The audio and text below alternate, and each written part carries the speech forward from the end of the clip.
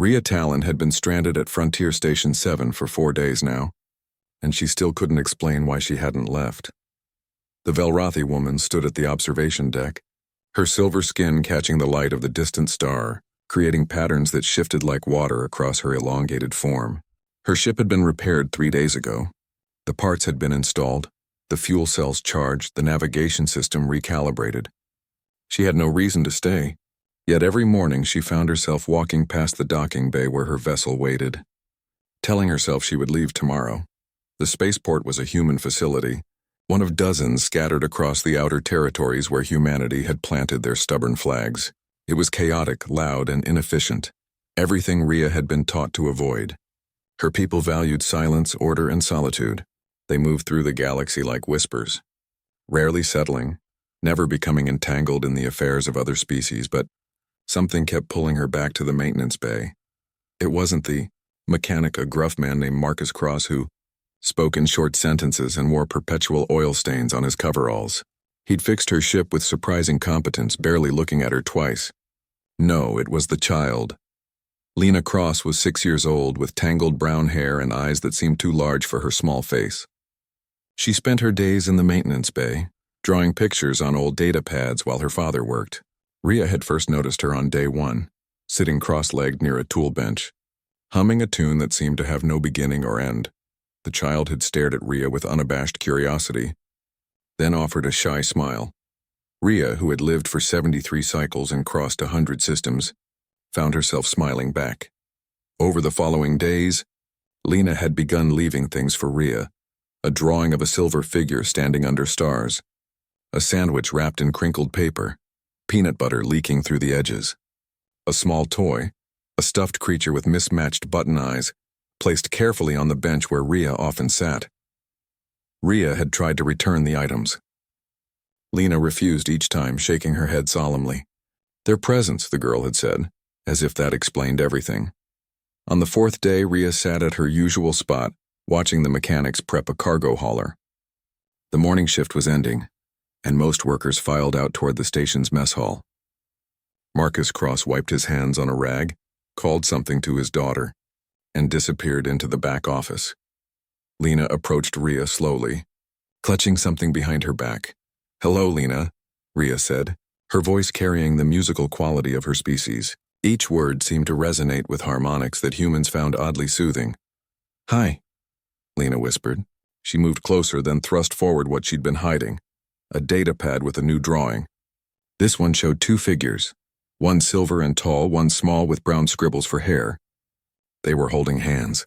Rhea's chest tightened in a way she didn't recognize. "This is beautiful. It's you and me," Lena said matter-of-factly. She climbed onto the bench beside Rhea, her legs swinging. "Are you leaving soon?" The question hung in the air between them.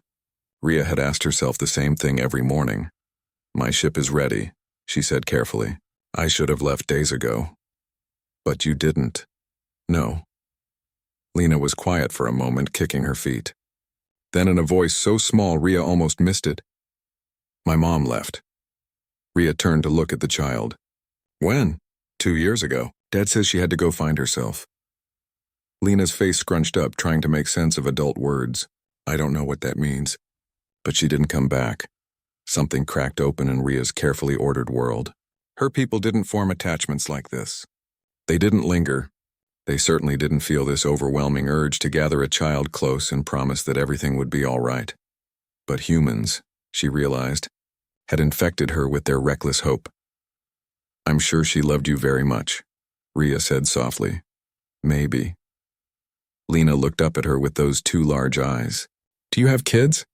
"No, my people, we don't typically raise young ones. We teach them survival and then they go their own way." "That sounds lonely." It did, Rhea realized. It sounded terribly lonely. Lena swung her legs a few more times, then turned to face Rhea directly. Her expression was serious, weighted with a question she'd clearly been carrying for days. "Will you be my new mom?" The words hit Rhea like a ship dropping out of FTL. She stared at the child, this small human who had somehow decided that a silver-skinned alien stranger would make an acceptable parent. "Lena, I don't know how to be a mother." "That's okay," Lena said with the absolute certainty only children possess. "You can learn. Dad says humans are good teachers. Rhea looked toward the office where Marcus Cross had disappeared. She thought about her ship, waiting silently in its dock. She thought about the empty decades stretching ahead, drifting through the void alone as her people always had.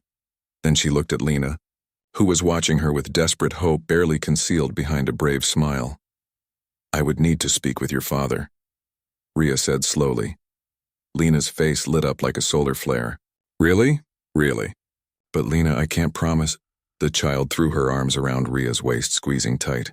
Rhea froze, unfamiliar with the gesture, then slowly, carefully wrapped her arms around the small human.